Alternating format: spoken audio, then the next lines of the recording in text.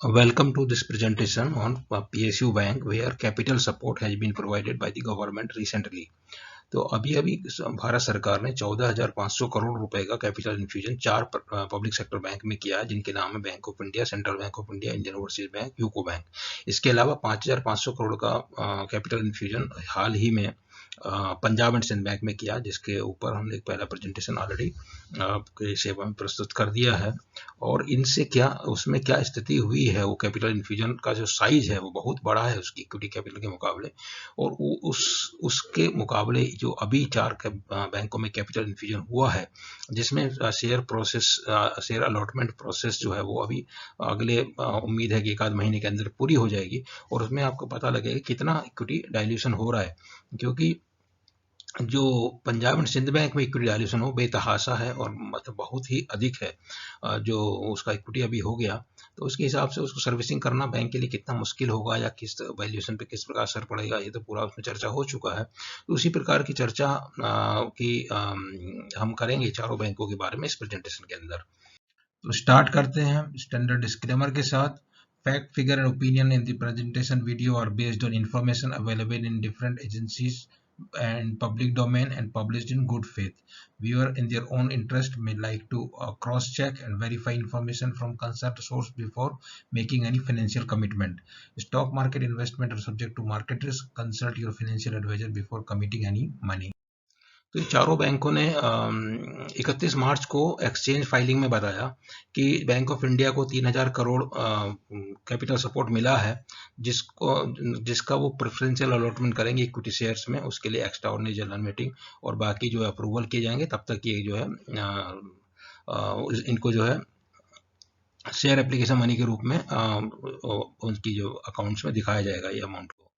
Central bank of India को 4,800 करोड़ मिला है, सबसे ज़्यादा शायद इसका है, और इसमें भी वही है कि वो शेयर एप्लीकेशन मनी अकाउंट में इसको रखा गया, और bank will take necessary step approval issuance allotment of equity share to president of India on preferential basis. ये इसका सभी का कॉमन है, अमाउंट खाली अलग अलग है। इंडियन ओवरसीज बैंक को 4,100 करोड़ मिला है, और जो यूको बैंक है उसको 2,600 करोड़ मिला है, और पंजाब एंड सिंध बैंक को जिससे पहले चर्चा हो चुकी है उसको 5,500 करोड़ मिल चुका है, और उसका शेयर अलॉटमेंट भी हो गया। तो अभी हाल ही में बैंकों के शेयर प्राइस में जो एक स्पर्ट आया था वो 15 फरवरी को जो रॉयटर्स की न्यूज आई थी, उसमें कहा गया था कि 4 बैंक हैं, जो bank of India, bank of Maharashtra, central bank, Indian overseas bank, जो कंसोलिडेशन बैंकिंग कंसोलिडेशन का पार्ट नहीं थे, उनमें सरकार अपनी हिस्सेदारी बेच सकती है। इस तरह का रॉयटर्स के हवाले से खबर, सरकार की तरफ से कुछ नहीं था।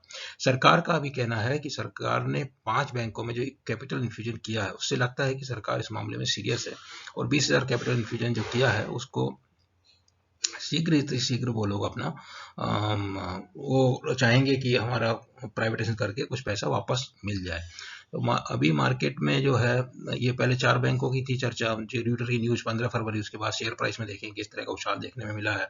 और अभी जो 20,000 करोड़ कैपिटल इन्फ्यूजन हुआ है, जैसा अभी पहले ओपनिंग स्लाइड में हमने दिखाया, उनमें पंजाब एंड सिंध बैंक में पहले हो गया, फिर bank of India, central bank of India, Indian overseas bank और यूको बैंक में हुआ।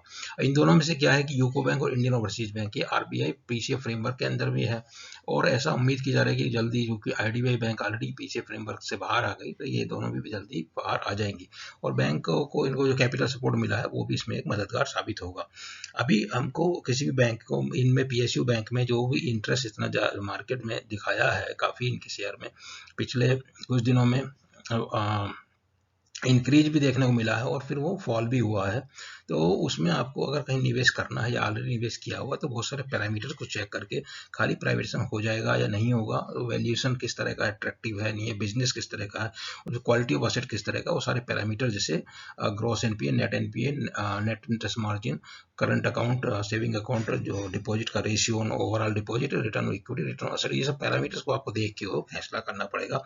मार्केट का कैपिटलाइजेशन और इक्विटी वैल्यूएशन कितना होगा, ये सब चीज़ें जानना जरूरी है। तो अभी इनके जो रिजल्ट आए थे उनमें आपको पता लगता है gross NP, net NP level और उनका प्रॉफिटेबिलिटी। तो जैसे बैंक ऑफ इंडिया पिछले के 3 क्वार्टर से प्रॉफिटेबल है, जो आपको नेट प्रॉफिट देखने को मिल रहा है, और इनका जो है ग्रॉस एनपी 13% है और नेट एनपी 2.5%। तो इस तरह का बाकी अगर सेंट्रल बैंक का देखेंगे तो सेंट्रल बैंक में ग्रॉस एनपीए 16% है, नेट एनपीए 4.7 ज़्यादा है, और इनका जो है भी 3 क्वार्टर में प्रॉफिट रिपोर्ट किया है। इसके बाद यदि देखते हैं हम Indian overseas bank, Indian overseas bank का जो प्रॉफिट है 4 क्वार्टर में रिपोर्ट है, उसके अलावा इनका जो ग्रॉस एनपीए 12% है और नेट एनपीए 3% है। यूको बैंक का जो है जो काफ़ी दिनों से उसका जो है जो प्रॉफिट 4 क्वार्टर में है, और उसका जो ग्रॉस एनपीए 9.8 है और नेट एनपीए 2.97। मगर ये जो जो इंडियन ओवरसीज बैंक और यूको बैंक, इनकी एडिशनल प्रॉब्लम है कि ये पीसी फ्रेमवर्क के अंदर भी है। और पंजाब एंड सिंध बैंक का तो जैसा देखा कि इनका तो लॉस ही है अभी, ये प्रॉफिट में भी नहीं आई, और इनका ग्रॉस एनपी 13% है और नेट एनपी 2.8% है, तो ये तो अभी दूर है। तो ये इनका ग्राफ है जो 15 फरवरी की खबर आई थी, उसके बाद जो इनमें एकदम बेतहाशा वृद्धि देखने को मिली थी शेयर प्राइस में, और उसके बाद जो है वो धीरे धीरे जो है शेयर प्राइस इनका घट के अभी आ गया, और अभी कुछ का ज़्यादा घटा है, कुछ का कम घटा है। ये सेंट्रल बैंक का है, ये जिसका ज़्यादा घटा है, बहुत बढ़ा था और काफ़ी घट गया है। ये इंडियन ओवरसीज बैंक का है, तो इंडियन ओवरसीज बैंक का कम घटा है। तो इंडियन ओवरसीज का बैंक वैल्यूएशन अभी अगर देखते हैं तो जिस तरह से इसका अभी वैल्यूएशन कहा जा सकता है, काफ़ी स्ट्रेस्ड वैल्यूएशन अभी भी इसमें है। और यूको बैंक का जो है इसमें बहुत बहुत डाउन हो गया, मतलब पिछले जो आप देखिए सपोर्ट लाइन जो दिख रही है वो उससे काफ़ी नीचे आ चुका है। तो यूको बैंक में वो एक एडिशनल प्रॉब्लम है, जो प्रॉब्लम तो इंडियन ओवरसीज बैंक में भी है, लेकिन उसमें अगर वैल्यूएशन के हिसाब से देखें यूको बैंक का वैल्यूएशन बहुत ही कम है और इंडियन ओवरसीज बैंक का वैल्यूएशन बहुत ही ज़्यादा है, जो नॉर्मल आप मान के चल सकते हैं। तो उसमें आगे के रिटर्न उस पर डिपेंड करेंगे कि आपका एंट्री पॉइंट किस वैल्यूएशन पे। पंजाब एंड सिंध बैंक भी अच्छी नॉर्मलाइज है, मगर इसमें बड़ी समस्या यह है कि अभी तक भी ये प्रॉफिटेबिलिटी में आया नहीं। तो ये हमने 12 की 12 जो पब्लिक सेक्टर बैंक है उनका कंपैरिजन किया यहाँ पे in terms of price performance during last करीब फरवरी मार्च का, और उसके बाद जो है मार्केट कैपिटलाइजेशन अभी कितना है, उसका प्राइस अर्निंग कितना है, प्राइस टू बुक कितना है, रिटर्न इक्विटी कितना है, और 1 year capital price appreciation, capital adequacy ratio, interest income के साइज ऑफ बैंक का पता लगता है, और उसका आपको निम कितना है। तो इस पैरामीटर में अगर ये की 5 बैंक को हम देखते हैं, तो पहली जो एक्चुअली है SBI, PNB, union bank, bank of Baroda, ये जो बैंक कंसोलिडेशन का पार्ट थी, इनमें कुछ प्राइवेटाइजेशन नहीं हुआ, कुछ नहीं हुआ।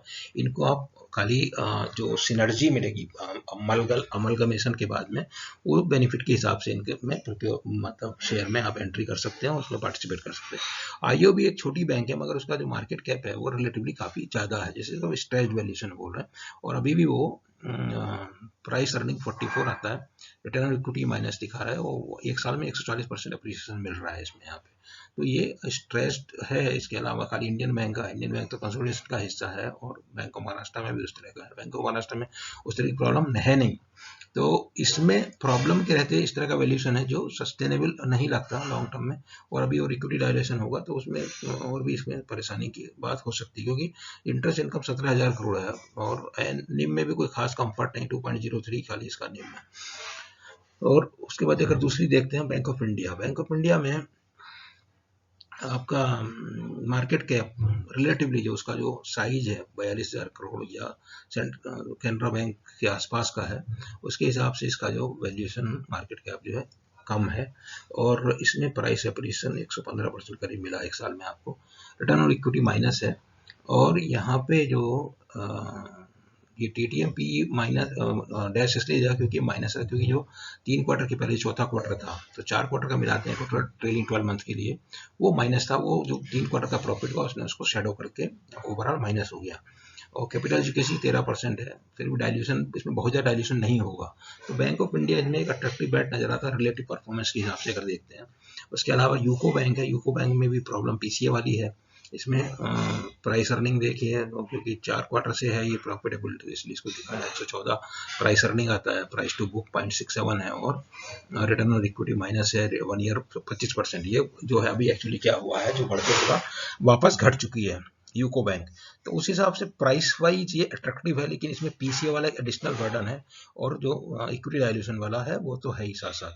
तो सेंट्रल बैंक का वैल्यूएशन भी बोल सकते हैं 10,000 करोड़ जो रीजनेबल है, 23,000 करोड़ करीब जिसका इंटरेस्ट इनकम है उससे आधा है, और जो है ये 34% चेंज इधर है और साल में भी 39% चेंज है। तो इसमें कुछ वैल्यूएशन वाइज ये ठीक ठाक है और इसमें वो पीसीए वाला भी प्रॉब्लम नहीं है। तो उस हिसाब से 2.14 है, वो तो कुछ खास नहीं है नियम वगैरह। और इसमें उसके अलावा जो बच गई आपके पास वो बची है सेंट्रल बैंक के बाद ये पंजाब एंड सिंध बैंक, इसकी चर्चा हो चुकी है। ये माइनस अभी तक लॉस में है, इसमें कुछ ऐसा कुछ इंटरेस्टिंग पार्ट नज़र नहीं आता है। तो ये हो गई आपकी Indian overseas bank, bank of India, central bank and UCO bank. तो इस तरह से यदि आपको कुछ निवेश करने की इसमें सोचे हैं तो वैल्यूएशन एंगल पे ध्यान दीजिए। और प्राइस जो भी है अपर सर्किट लगता है, लोअर सर्किट लगता है, और इक्विटी की डाइल्यूशन कितना हो रहा है, जो पहले शुरू में हमने दिखाया कि कितना अभी करंट इक्विटी है और कितना अभी मार्केट प्राइस है, उसके हिसाब से जो आने वाली इक्विटी से उतना डाइल्यूशन होगा। जैसे बैंक ऑफ इंडिया में का जो प्राइस है वो करीब 60-70 रुपए के आसपास चल रहा है, तो उसमें वैल्यूएशन में डाइल्यूशन कुछ खास नहीं होगा, बहुत ज़्यादा इसमें इक्विटी इन्फ्यूजन भी नहीं है और परफॉर्मेंस भी रिजनेबली ओके है। और उस हिसाब से अगर देखिए यूको बैंक है, यूको बैंक में डाइल्यूशन होगा क्योंकि उसका प्राइस तो अभी 10-11 रुपए ही है, उसी के आसपास ही भाव आएगा जिसमें अलॉटमेंट प्रेफरेंशियल अलॉटमेंट गवर्नमेंट को होगा, तो इक्विटी डाइल्यूशन उसमें अच्छा खासा होने वाला है। सेंट्रल बैंक का भी 17, 18, 15, 16 इस रेंज में प्राइस चलता है। तो जिस तरह से पंजाब एंड सिंध बैंक में हुआ डाइल्यूशन, इसमें भी डाइल्यूशन होने वाला है, अच्छा खासा इसमें जो है डाइल्यूशन देखने को मिलेगा, लेकिन उतना ज़्यादा नहीं जितना पंजाब एंड सिंध बैंक में हुआ है। तो इस तरह से लेकिन इंटरेस्ट जो है जब तक ये प्राइवेटाइजेशन प्रोसेस अभी तो पाइपलाइन में आया नहीं, क्योंकि जो अमेंडमेंट होना है बैंकिंग रेगुलेशन एक्ट को वो अभी तक पार्लियामेंट में नहीं हुआ, तो उसके थ्रू होगा या उसके लिए दूसरा रूट अपनाया जाएगा वो बात अलग है, तो टाइम लगने वाला ही है। तो this was all about this 5 banks उसमें, और ये 5 बैंक है, उसके अलावा दूसरे 7 बैंक हैं और पब्लिक सेक्टर के जिनमें मार्केट का इंटरेस्ट बना हुआ है, न्यूज़ फ्लो भी काफ़ी है। तो इनमें वैल्यूएशन के हिसाब से देख के और निवेश करने से अच्छा फ़ायदा उठा सकते हैं। दिस इज़ और आपको ये वीडियो में दिया हुआ जानकारी समझ में आया, पसंद आया तो वीडियो को लाइक कीजिए, चैनल को सब्सक्राइब कीजिए, और B1C2 ट्विटर हैंडल हमारा है, उसमें जो है आप जाके हमारे सभी वीडियो उनसे संबंधित जानकारी भी मिल सकती है। Thank you very much.